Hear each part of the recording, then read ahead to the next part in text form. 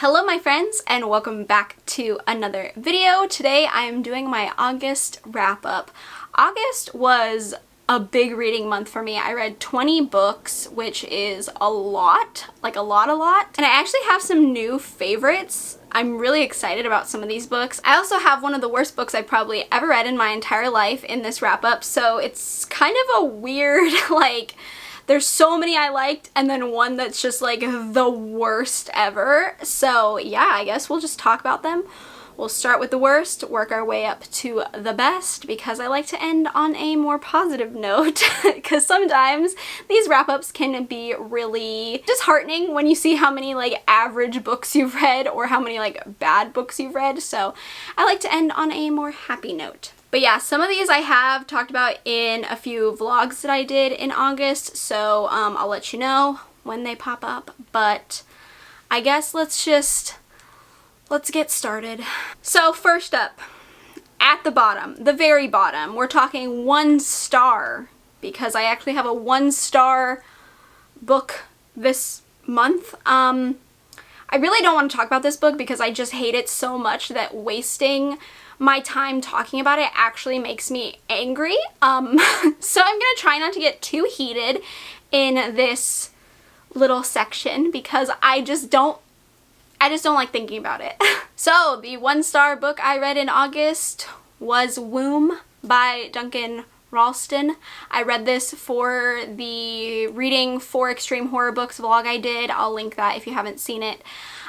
This is by far one of the worst books I've ever read in my entire life, and I mean not in the aspect of like horrifying and horrific, I just mean it was bad. Like poorly written, poorly structured, poor ideas, it was just bad. And it takes a lot for me to say a book is a bad book. The plot, if you want to call it a plot, because I truly believe there was no plot to this book, it was plotless. The main character of this book orders a plus-sized escort to come to this motel room, and the main plot is them exchanging stories. That's what the plot is.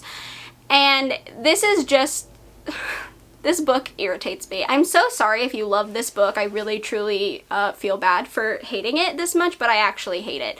And I have to be honest. So, for content warnings, there is sexual assault, abortion, child death, blood, excrement, gore, racial slurs, pregnancy and rape, blood, and drug use. So there's like a lot. I'm sure I probably missed some, but those were like the major ones that I like listed in my story graph. Yeah, like I said, it has no plot.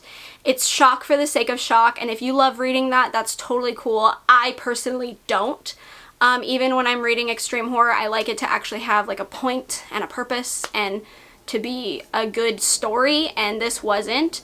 The author has no idea how the female anatomy actually works. I'm sorry, no research was done, absolutely none. It was laughable how bad it was. I went off on a little bit of a tangent in the vlog, so I'm not going to go off on one here, but there was a scene in the book with an underage girl, and it was sexual in nature, and I don't like the graphic detail that was used. Like, I don't like how graphic it was with the underage girl. It made me super uncomfortable, so I didn't like that. And then the end of the book was just so painfully stupid that I felt like I wasted my time and my life. Like, that is time that I will never get back reading that book.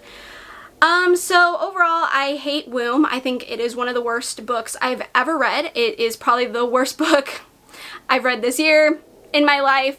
If I could give it negative 100 stars, I would.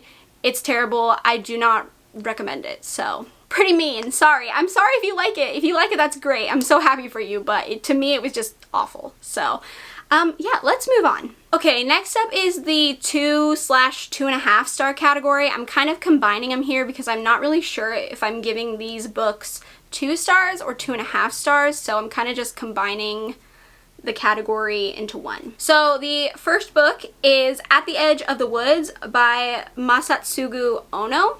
I think that's correct. So this is like a surreal literary kind of fever dream-esque sort of horror novel. This is about a family of three, a father, a son, and a mother, who move into this new house in a new foreign country. And this house sits at the edge of these woods. The woods are really eerie. There's like sounds coming out of them. There's just like weird things about these woods. So the wife is pregnant, so she ends up going back to her home country to wait and give birth, and so the father and son are left alone. And basically that's the entire plot of the book, is just like these woods. They're ominous, they're eerie, and the father and son are like experiencing things. So I thought this was gonna be kind of like a Studio Ghibli but make it horror. That's kind of what I was getting at. It kind of gave me like My Neighbor Totoro vibes, so that's kind of what I was expecting from this, but it's not really that.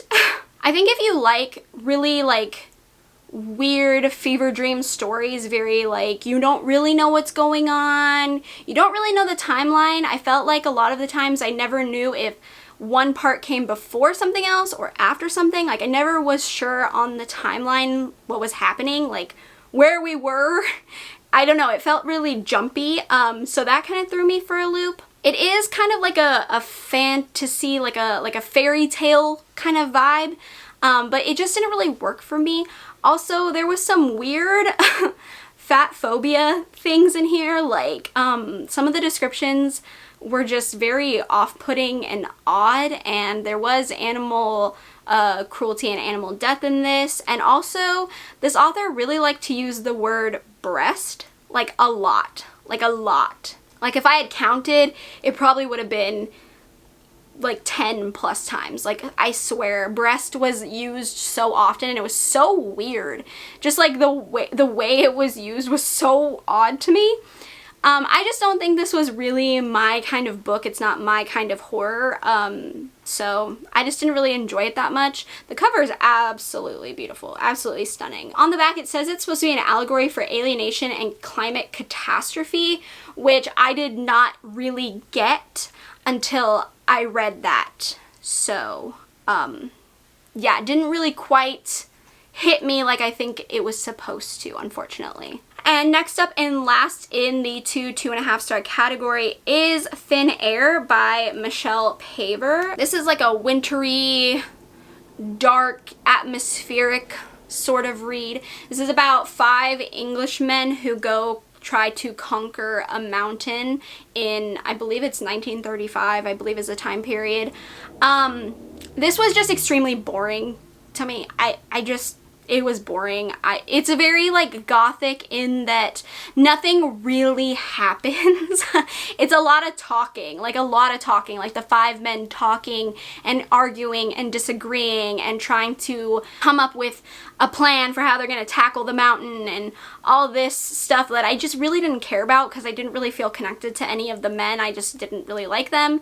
Thought they were all very like bland characters, so I didn't really feel anything for them or about them. So all their arguing and bickering and I don't know, like plans that they were doing, I just didn't care. Like I just really didn't care. Yeah, it was just slow. Nothing happened. It's definitely based on like atmosphere, like the cold, the like frostbite, the climate, you know, everything that can go wrong climbing a mountain. Like it's just more of that, and it just didn't work for me. I do think if the time period had been different, I might have felt a little bit different, just because some of the language, because of the time period used, just went right over my head and I felt kind of dumb. So this overall just wasn't my kind of book, but I think if you like atmospheric, gothic kind of stuff like that and you like this kind of setting, I think you would enjoy it. It just didn't really work for me. So the next category is 3 stars, and the first one up is The Summer I Died by Ryan C. Thomas. This was another one of the books I read for my extreme horror vlog, and yeah, I just like don't have a lot of feelings about this one, to be honest. you can definitely see my more authentic reaction while I'm reading it in that vlog. Basically, this is about the main character Roger, who comes home for the summer from college, and he meets up with his best friend, and they're gonna get together and have like this great summer with like beer and girls and games and blah blah blah blah blah. They're just gonna have a really good summer, right? But they actually encounter this psycho in the woods, and it just goes downhill from there.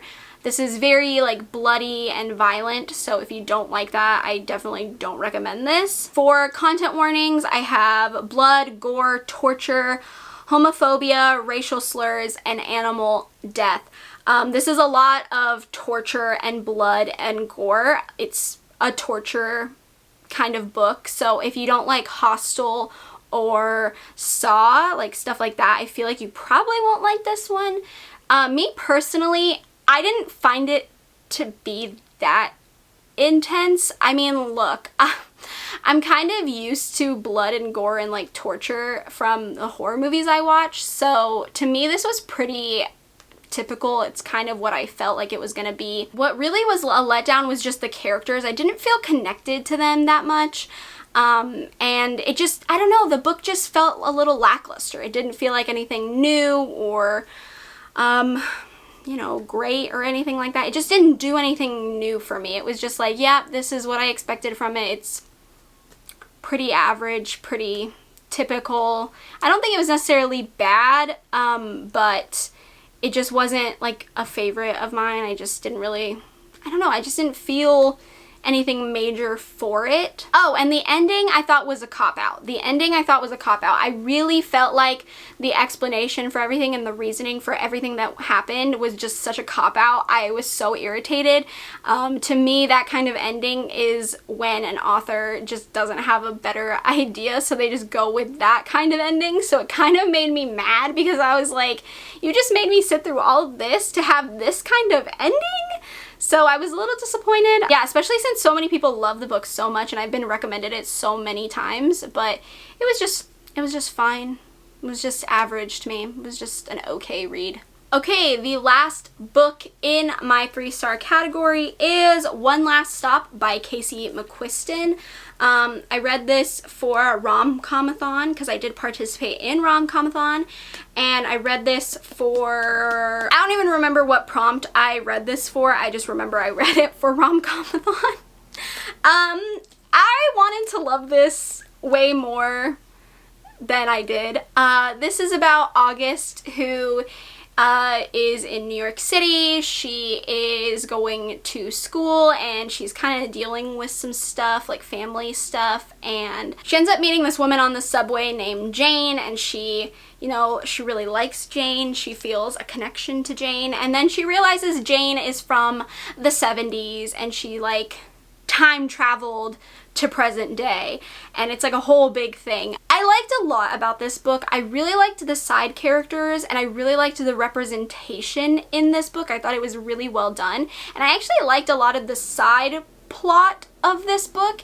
It's just the romance wasn't, I didn't really feel it. I didn't feel it at all. I don't know, the romance felt one-sided for like 50% of the book, and then all of a sudden it wasn't one-sided, and it just felt like a weird switch. I just didn't see it, like it just didn't feel natural to me between them, and so I didn't really feel connected to August and Jane, and I liked them and I was happy that they liked each other, but I just didn't, I don't know, I just couldn't get into their romance. Them as characters felt kind of flat to me, which is kind of unfortunate because for a rom-com you want to like the two main characters the most and you want to be more invested in the romance, and I just wasn't.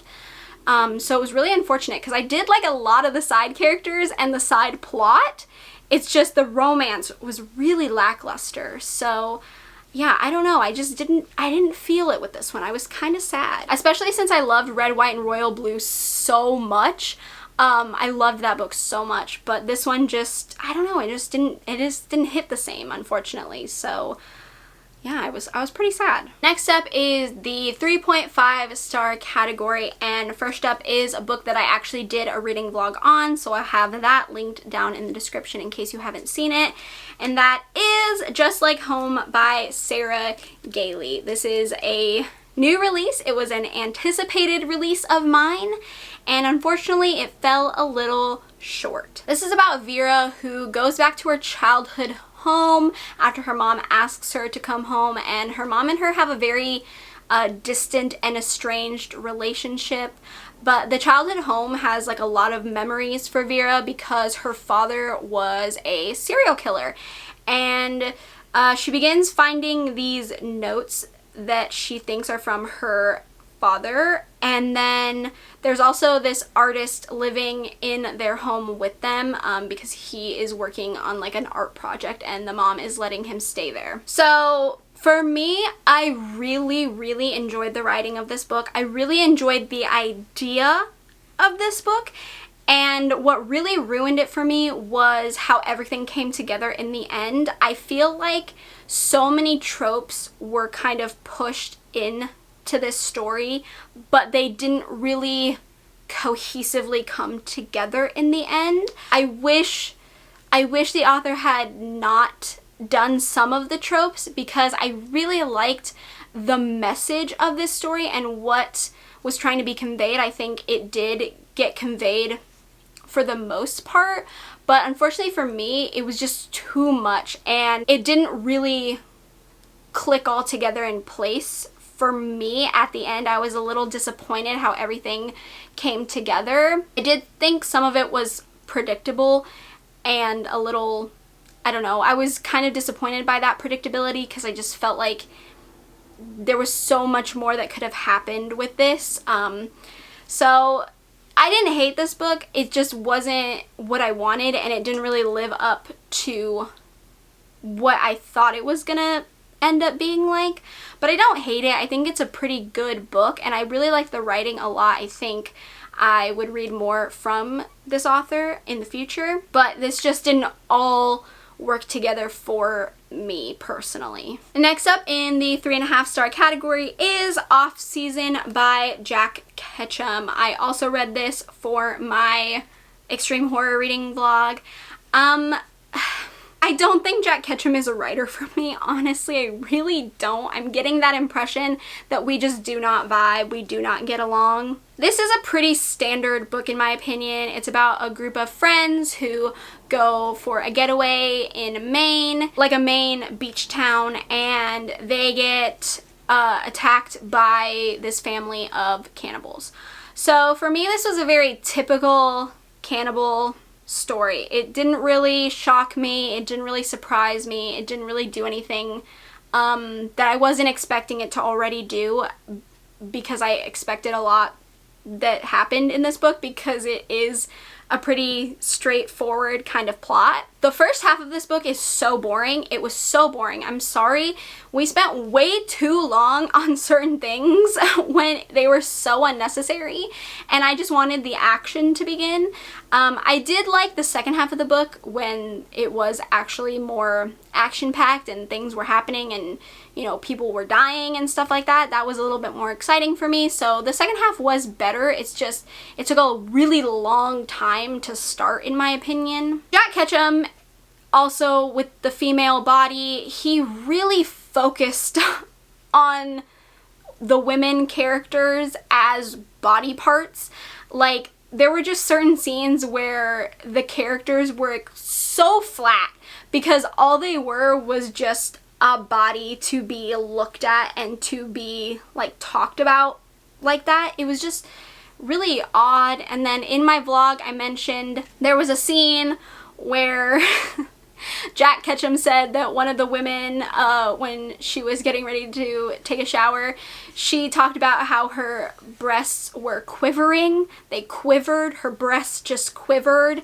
And I was just laughing because, again, just so silly the way some of these male authors describe women and their bodies. It's just so weird to me. It's just so odd. And it just, like, it was funny, but, like, also annoying, you know?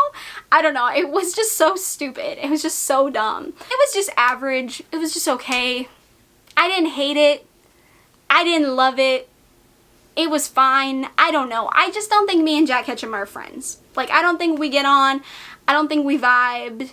I gave him a second chance. I think this is going to be the end of our relationship, okay? Me and Jack Ketchum, we don't have a relationship anymore, is what I'm saying. Last in the 3.5 star category is My Killer Vacation by Tessa Bailey. I also read this for Rom-Comathon. I believe this was the group read book. I liked this book, but it was very strange to me. Basically, this is about a woman and her brother who go take a vacation, and they rent this beach house, and when they get there, there's a dead body in their beach house, and this bounty hunter gets called to figure out what's going on, and her and this bounty hunter, you know, there's a little friction between them, a little steam, a little heat, and then they try to solve the whole mystery together. This is not like a murder mystery in my opinion. This is just a smut romance with a hint of murder mystery.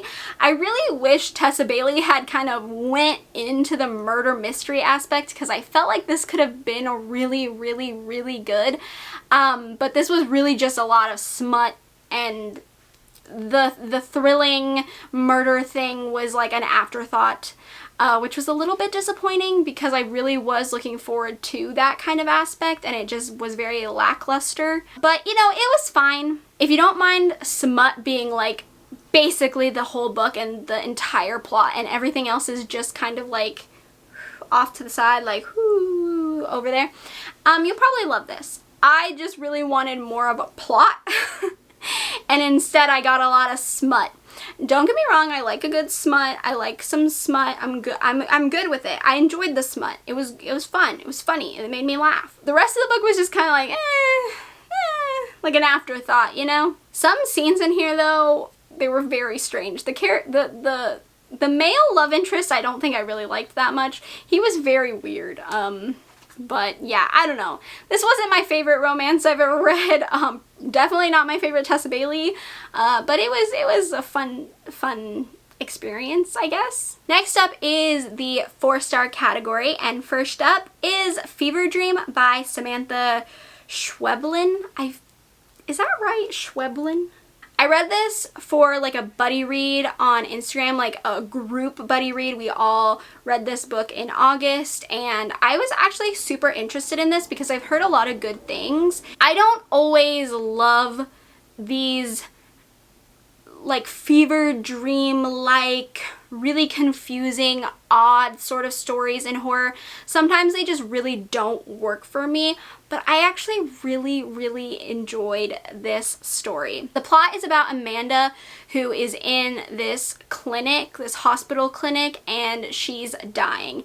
And next to her is this boy named David, and they are kind of telling the story of what happened. And this book is very confusing. At first I had no idea what I was supposed to be getting from it or what was supposed to be happening, but it's a very easy and fast read. Like, it goes by so quick, and it's very easy to read, which is shocking to me because a lot of books similar to this are very hard to comprehend sometimes, like the language used or the descriptions. But I actually felt like I totally could follow along, and I felt not stupid while reading this, so that was great. And then afterward I did look into this book a bit more, and it is about the pesticides in Argentina, which is very interesting. I highly recommend doing research after you've read this book because it makes so much more sense when you are able to see the real life things that this is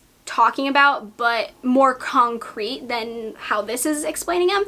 But when you mesh them together, it comes full circle, and you are able to comprehend so much more. And so I really highly recommend looking stuff up about this book after you've read it if you choose to. I know there's a movie as well. I haven't watched the movie, but I really want to. So, but yeah, I actually really enjoyed this book. It's very quick, very easy. Like I said, it is confusing and like it's just surreal. It's a fever dream, literally, like the name. It's very odd, but I liked it. I didn't dislike that. I wish the book that I had talked about in my 2-star category, the At the Edge of the Woods, I wish that one was similar to this one, but they weren't, in my opinion. I much preferred this, but I really liked it. This book is the last book that was in my 4 extreme horror books vlog, so yeah, this is the last one, and that is The Laws of the Skies. I still do not know how to pronounce this author's name. I'm kind of scared because French names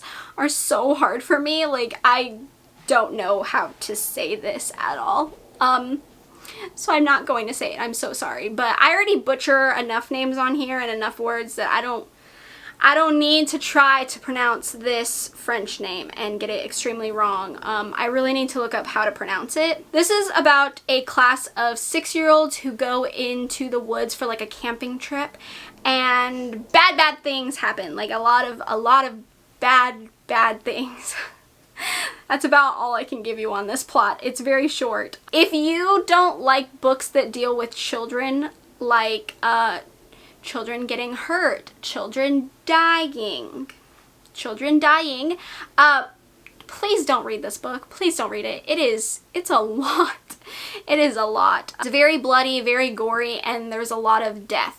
So I don't recommend this for everyone, but I actually really enjoyed this one. This was the standout of the 4 extreme horror books that I read in that vlog. This was the best one in my opinion.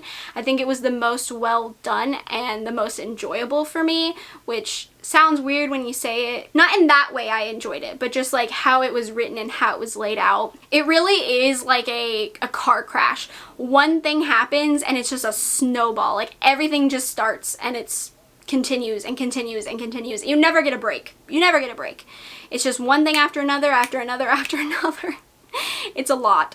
Definitely not for everybody, but I did like it. I said in my vlog that this is what I wish The Troop had been by Nick Cutter, because I don't like The Troop by Nick Cutter, mostly because it's that parasitic thing that's going on. I don't really care about that in my horror. It's not really my favorite kind of thing. So this is what I really wanted The Troop to be, and it wasn't. So this was really a good read for me. I liked this. I enjoyed my experience with it. I enjoyed the way it was written. It is a translated novel. Obviously it's French. It's, I don't know, I didn't really feel like it was translated. I didn't really like think about it. The same with Fever Dream though. I didn't really feel like that was translated either. Maybe I'm just used to translated books now. I don't know. Yeah, I actually really enjoyed this. I really did. But it's not for everybody, okay? Please don't everybody just pick it up. Really look into it if you wanna read it, okay? I actually read a manga series in August, which is kind of wild. I feel like I haven't really read manga a lot recently, but I've been getting back into it. I ended up reading volumes 1 through 3, which is the entire series of Ghostly Things by Ushio Shiratori. So this is what volume 1 looks like. It's very Studio Ghibli. Very Studio Ghibli. I was making so many connections to Studio Ghibli when I was reading this. It's a lot more lighthearted. It's not scary or like super dark. It's just kind of cute and sweet and lighthearted. A little bit mysterious, a little bit tense. Some things do get a little bit tense. There's some, you know, action and some, you know, tense scenes, but for the most part it's a pretty light-hearted story. This plot is basically about the main character whose dad and her just moved into a new house, but her dad works like abroad. He's never really there, so she's there in this new house by herself, and this house is supposed to be haunted, but this girl thinks that the answers to her mother's disappearance lie in this house and that she's going to figure out what happened. This is kind of like the haunted house, like things that are going on in the haunted house, the search for answers about her mom and stuff like that. I will say that I gave the whole series a 4-star, but this one, the first volume, volumes 2 and 3 I enjoyed much more. Volume 1 is more of like a 3.5 star in my opinion, because it's a little jarring. They kind of throw you into the plot with not a lot of like help. You're kind of just in it and things start going on and you're like, wait, what, huh, what, wait, do I not get a like help understanding? You kind of just get thrown into the plot. So it was like a little bit like, whoa, okay. And just like not a lot happens. It's very much just the setup for the series and like what's going to happen. 2 and 3 are much more intense. There's more tension, there's more buildup, there's more things going on.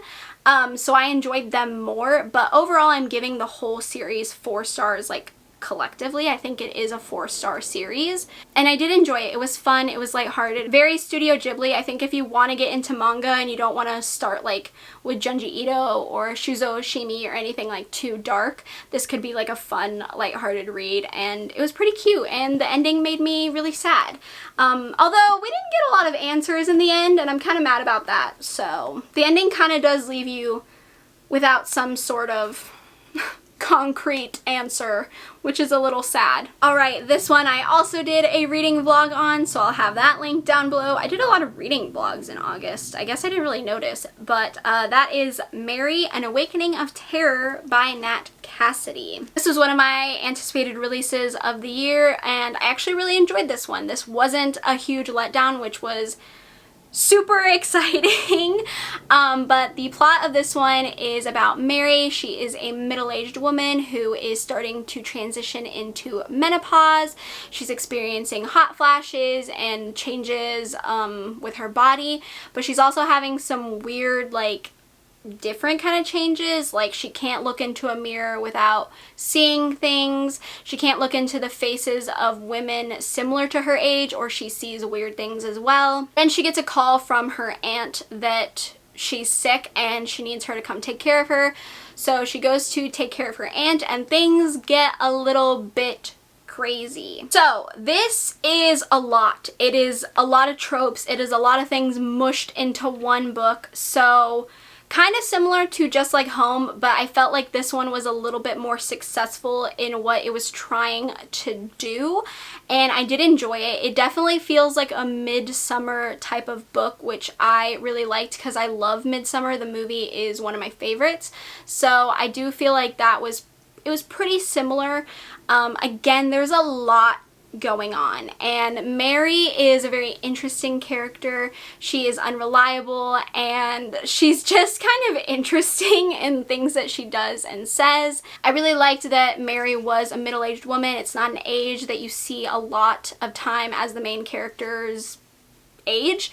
So I really enjoyed that. I really appreciated the author's note at the end and his discussion on if he has the right to tell this story as a author, like if it's his right to be able to talk about women and what they end up going through. But I did feel connected to Mary a lot of the times, and I do feel like the author did a really good job at his portrayal of Mary and like certain things that she went through. I think he did handle it with like tact and respect, which I appreciated. And this is also supposed to be kind of like the author's version of Carrie, which I thought was really fun because I do love Carrie as well. But yeah, I did enjoy this book. It's a lot. It's not going to be for everyone, but I do enjoy it. This does have some animal cruelty in it, so be mindful, and then of course some blood and gore, so just keep those in mind. The last book in the 4-star category is Dead Relatives by Lucy McKnight Hardy. This is a short story collection, and I actually really liked this. On the back it says that these stories explore themes of motherhood, the fragile body, family dynamics, small town tensions, unusual traditions, and metamorphosis. I think that describes it the best way because I don't really know how else to describe the stories. It does feel a lot like A Nest of Nightmares by Lisa Tuttle, so if you did enjoy that collection, I think this one would be good as well. I do feel like some of the stories went over my head just slightly. Like I don't really know what the author was trying to do. Like when I finished it, I was like, no, I'm not getting it. I'm not picking up what you are trying to give me. So a few of them didn't work for me, but I really enjoyed the majority of them. I'll tell you which ones were some of my favorites. The first story, Dead Relatives, which is the name of the book as well. I enjoyed Jutland, The Pickling Jar, Cavities, Resting Bitch Face, The Birds of Nagasaki, I think were like my favorites. But I actually enjoyed most of the stories. Like I said, I think there were 2 or 3 that went right over my head. I had no idea what I was supposed to get from that in the slightest. I think that's just a me thing, not the author's fault. Obviously, it's just me not knowing what the author was trying to convey. It just didn't click in my brain. The major content warnings that this touches on are pregnancy and child death. Be wary of that if you struggle with that kind of content. There are a few stories that really center around that, so just be mindful. I did enjoy the short story collection. I thought it was fun. I really liked it. The cover is beautiful. I know I talk about that a lot, but ooh, I love this cover. But yeah, overall a really good, decent, strong collection of short stories, and I liked it. I thought it was fun. Okay, the next category is 4.5 star. I have a few in this one as well. First up is Go Hex Yourself by Jessica Clare.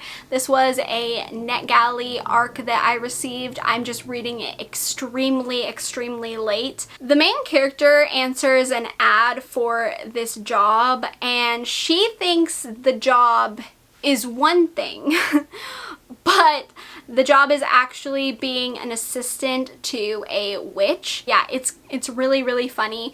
The nephew to the woman that she is an apprentice for, they have a little something. So basically, for me, this book is the love hypothesis, but with magic.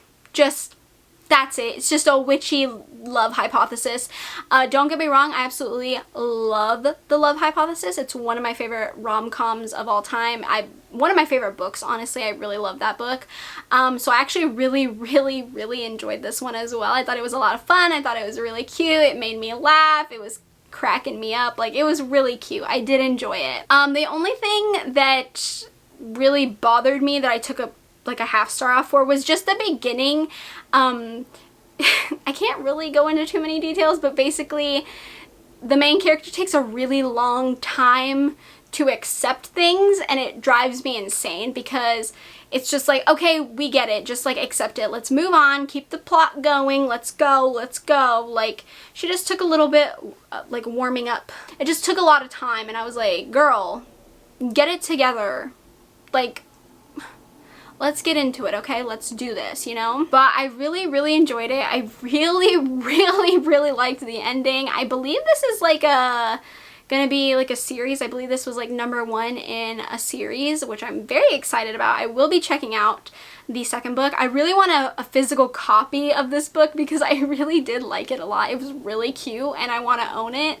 So I'm probably gonna have to buy it for myself because, you know, I have to do that sometimes. But yeah, I feel like if you like the love hypothesis and you like witchy magical rom-coms, you'll probably really like this. Another manga, of course, it is The Liminal Zone by Junji Ito. You know I love Junji. You know I love Junji's art. I love his stories. I think they're amazing. I knew when I bought this I was gonna enjoy it, especially because it's a short story collection.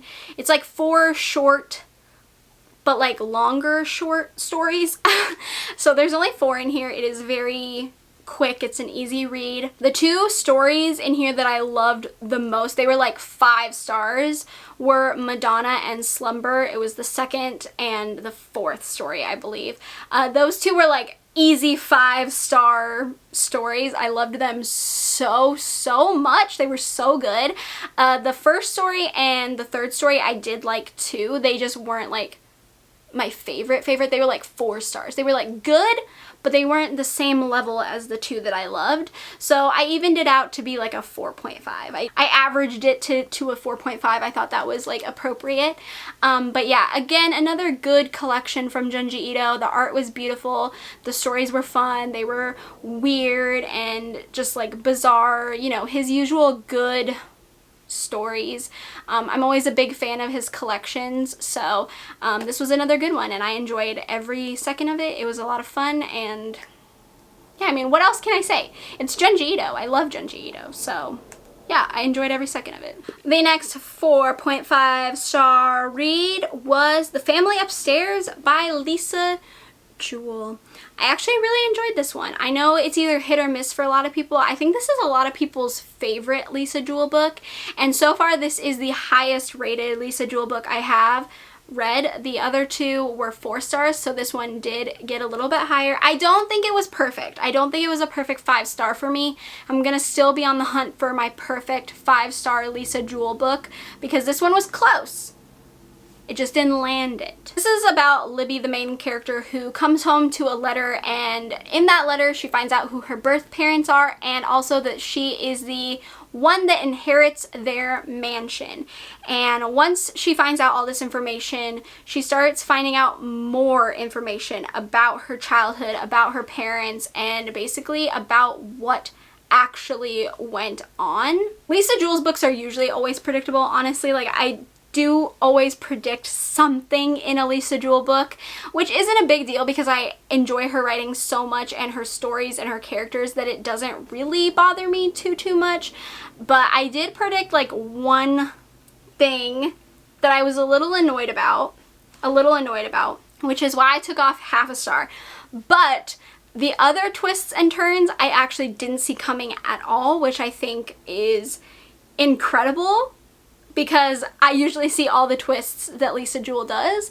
So the fact that I only figured out one little thing but everything else was a surprise is why this was rated a 4.5. The ending was interesting, and now that I know that the family remains is like also involving these characters, I'm very interested to read that one, although I have seen it been getting a lot of mixed and like not so great reviews. So we'll see, but I do own that one. It was my book of the month pick, so I will be reading that sometime, hopefully this month. But yeah, I did enjoy this. I did like this one a lot. It just wasn't that 5-star yet. I'm looking for it. I'm waiting for it, and I will get a 5-star Lisa Jewell. I can feel it. I just don't know which one. The last 4.5 star book is Fake It Till You Bake It by Jamie Wesley. This was so freaking cute. I also read this for a rom-com-a-thon, and I'm sorry. I loved it. I loved it so much. This story is about Jada, who turned down a proposal on TV, like on a reality TV show, and now she's kind of got a bad reputation, right? Like, people are upset, they're mad at her, like they're just disappointed, they're not loving her anymore. And so she kind of goes not into hiding, but just kind of like keeps it really low key so people aren't hounding her. She ends up working at this cupcake shop alongside one of the cupcake shop owners, Donovan, who is a professional football player. And they accidentally get seen together, get photographed together, and people are like, oh, they're dating. And so they decide to use this to their advantage to help Jada's image, but also help the cupcake shop get more business. And so they start fake dating, which we all know is like my favorite trope of all time in romance. I love fake dating. This was so cute. This was so freaking cute. So freaking cute. I had to take off half a star though, and I'm mad about it. I'll tell you why.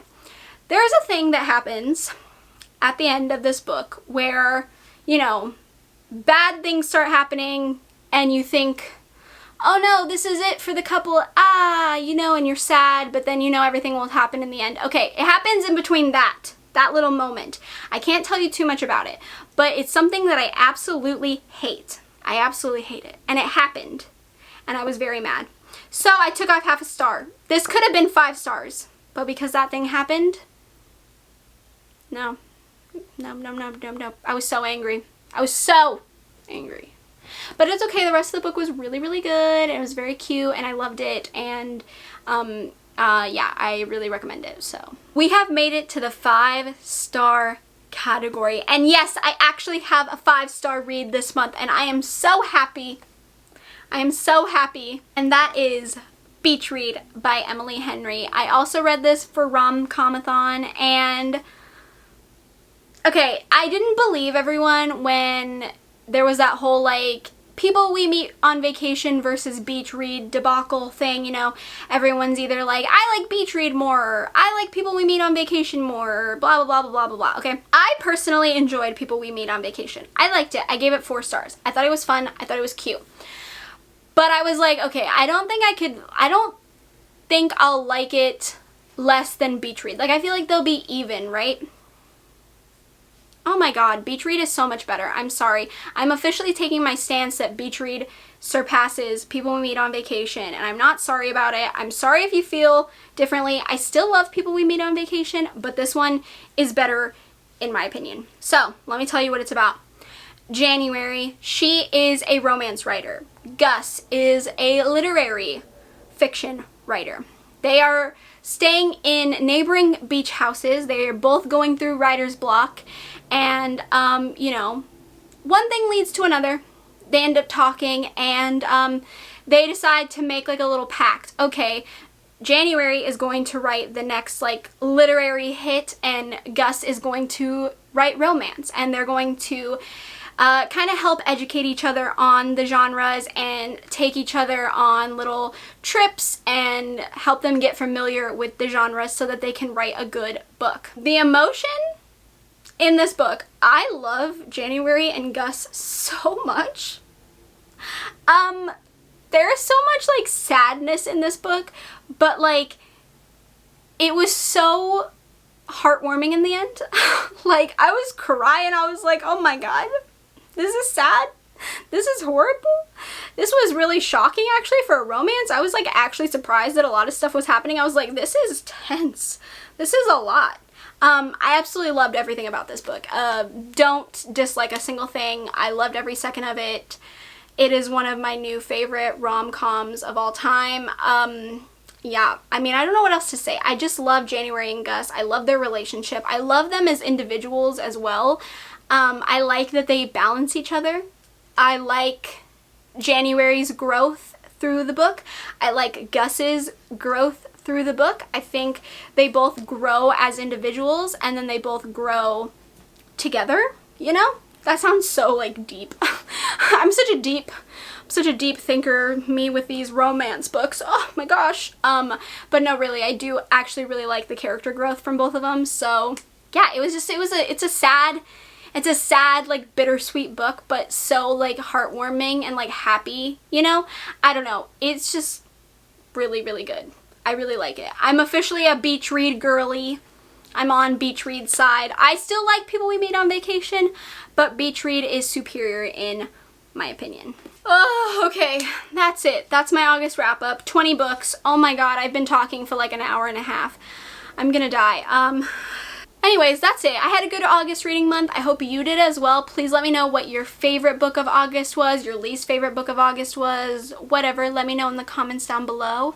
I hope we all have a good September reading month. One more month until October.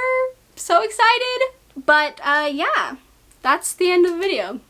So I hope you enjoyed. If you did, please let me know in the comments. Give me a thumbs up. That way I know to keep doing wrap-ups in the future. If you haven't already, feel free to subscribe to my channel. We can become friends.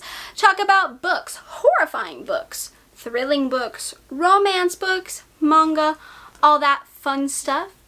And I hope you are having a great day, night, morning, afternoon, wherever you are. And I will see you in my next video. Bye!